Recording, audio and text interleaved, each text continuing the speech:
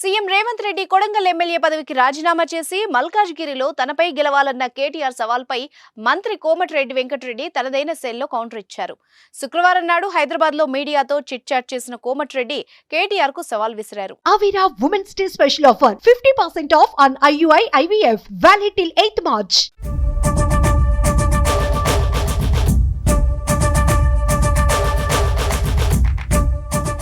ఇద్దరం ఎమ్మెల్యే పదవులకు రాజీనామా చేద్దాం, సిరిసిల్ల నుంచి పోటీ చేద్దామని కేటీఆర్ ని కోరారు మంత్రి కోమటిరెడ్డి వెంకటరెడ్డి. సిరిసిల్లలో కేటీఆర్ చేతిలో తాను ఓటమి పాలైతే రాజకీయాల నుంచి తప్పుకుంటానని కోమటిరెడ్డి వెంకటరెడ్డి చెప్పారు. ఒకవేళ తన చేతిలో కేటీఆర్ ఓడిపోతే బీఆర్ఎస్ ను మూసివేయాలని ఆయన సవాల్ విసిరారు. కేటీఆర్ కు టెక్నికల్ నాలెడ్జ్ లేదన్నారు మంత్రి వెంకటరెడ్డి. కేటీఆర్ కు క్యారెక్టర్ లేదు, కానీ లక్షల కోట్లు మాత్రమే ఉన్నాయన్నారు. తనకు క్యారెక్టర్ ఉంది, కానీ తన వద్ద డబ్బులు లేవని కోమటిరెడ్డి వెంకటరెడ్డి చెప్పారు.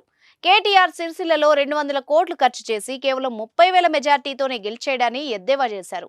తానైతే అలా గెలిస్తే రాజీనామా చేసేవాడినని కోమటిరెడ్డి వెంకటరెడ్డి చెప్పారు.